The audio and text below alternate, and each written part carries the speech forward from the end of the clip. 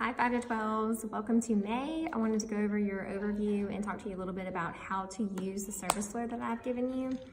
So this is the service flow. We start the morning off with our countdown. When service starts, you start rolling that countdown video.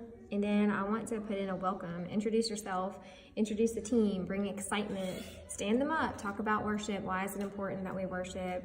Who are we worshiping? What does it mean when we raise our hands? For the older kids, 9 through 12s, you can talk about the different forms of worship. You can talk about just how we can express ourselves and to be free in that and not to feel conscious of our body or conscious of other people looking at us. Or it may help you to close your eyes and kind of, just talk more about worship, and so that they can get the heart behind it and encounter God in those worship moments. And so then you have an intro where you can intro your theme, your life application, your scripture, your bottom line. Take time going over these and talk about them and tell them what they are. And we'll have later moments where you can teach about them, but this is where you're going to introduce them. And then you have worship, 2 to 3 songs, offering. So I've given you little snippets for offering. So this one is personal stories of how the church has helped others. So it could be the Women's Resource Center, it could be Gulf Coast Community Ministries, it could be how we paid for people's groceries and Christmas presents at Christmas time. And then you have a scripture, which is Acts 20. It is more blessed to give than to receive. And then you have some video times. And then for May, there are 2 activities per week just to help you interact with the kids. And then you have a review time where we're going back over those intro, the theme, the bottom line. That's when you take this host guide and you use these scripts and you talk about the lesson. So you have to come prepared to teach lesson, so you can teach straight from these host scripts, or you can just bring your own heart, your own revelation from the theme of the month. And so use these to your advantage in your teaching time. Let these help guide you. And then for your activities, we have an invisible maze. So this is going to take some pre-work before service. Do a 4x8 grid on your floor. So you're just making this grid on your floor without the arrows. And so for this activity, you're going to have a kid, don't let the kids see these are your answer keys. So you need a clipboard or something behind it. And so you're going to have a kid start at one corner and take a step. And if you're silent, he can continue taking a step. But if he makes the wrong step, you say beep. And so he steps away, and the next kid has to remember the same kid's path and try to find until you can get through the whole maze. And just so that we can let all kids participate, or just to have fun with more mazes, you have 4 different ones here. And so they're going to get through the maze by remembering the other kids' steps. It's going to take determination. Some kids may get frustrated, but encourage them to just remain determined and stick it through, because then they'll have fun and enjoy it. And so for activity 2, going in circles. So this one's gonna be fun. You're going to have a pool noodle, 2 pool noodles, and you're gonna need to put tape on the ground where they start, and then your pool noodle is gonna be in front. They have to stand, make a line behind the tape, and then walk to the pool noodle, it says bat in there because I didn't edit all the words, but pool noodle, you put your forehead and you spin around 5 times, and then you have to walk back a little dizzy. So you're determined to finish it out even though you're dizzy, and sometimes we're circling in life and we gotta be determined to keep going through it, right? So that's gonna be a good lesson for older and younger kids. So for week 2, we have a verse ball, which I'm going to have for y'all.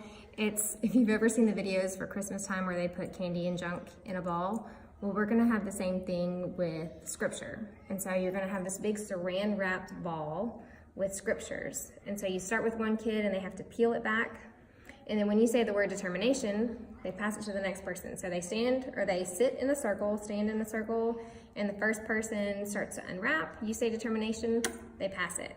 They unwrap, maybe pull out a scripture or one word of a scripture, and then you say determination and they pass it until they've unwrapped all the things. And so that will be for your verse ball. And for your second activity, we have the people. Let me flip that over. And so you have scripts on all of your service flow to tell you what to say and how to say it and how to bring the full picture. So you're going to start with this, and you're going to fold it until you just see the person. And then you're going to cut on the lines, and I haven't done this yet. So let's see if it works and how well it works. And so you will have scissors. I've ordered scissors for y'all to have enough per kid, or per few kids, depending on how larger campuses.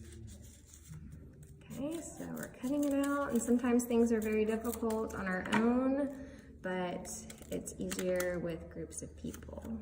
So that'll be fun. Hopefully they all can cut it out like that. All right, so for week 3, we're going to do 2 activities. You're gonna have a ball of yarn, and you're going to start in a circle, and one person's gonna start with the end of the yarn, and they're going to say one situation that they can show determination this week. So they're gonna say the situation and toss the ball across the room to someone else. And they're gonna say one situation they can show determination. And then they're gonna toss the ball while they continue to hold onto their yarn. And so they're gonna create this giant interlocking web on the inside while they talk about how they can show determination in their life. And so that's just a cute little activity. And then for your second activity, you're going to cut these and paste these into, you'll have more than one. So you're gonna cut these and post them, tape them on one side of your wall, and then you're gonna do the same thing to the next side of your wall. You're gonna break your kids up into 2 teams, and then they are going to start and have to unscramble the scripture. So one person goes to the wall, they can move 2 pieces of paper, and so they have to move it to make the scripture say the actual scripture. And then they go back. And so the next person's moving 2 more pieces to make the scripture get in the right words. The next person until the scripture is in the right amount of words in order. And so they'll do that however many teams they need on the wall. And so your service flow again has all these details so that you can read through them and know what you're doing before you get up there. For week 4, you have these incompleted pictures, and just encourage the kids to be determined to try to complete the picture. They can choose which one they want. You have a rocket ship, flower, and other things. And then we have these puzzles that are going to be fun to figure out. And so what we're gonna do with these is, it says backwards dog. So this is gonna be God, apostrophe S, son. And so they're just gonna be able to have these little brain activities where they're gonna have to figure out these words and these scriptures and the meaning behind these puzzles, which will be fun.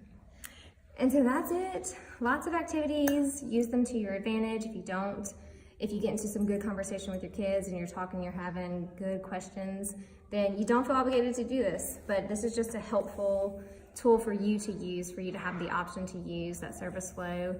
The scriptures and all of these activities are for your use. So I just want to say thank you, thank you, thank you. We appreciate y'all. We cannot do NC Kids without y'all. We cannot have the investment in the teaching and this just growing of kids and their minds without y'all. So thank you.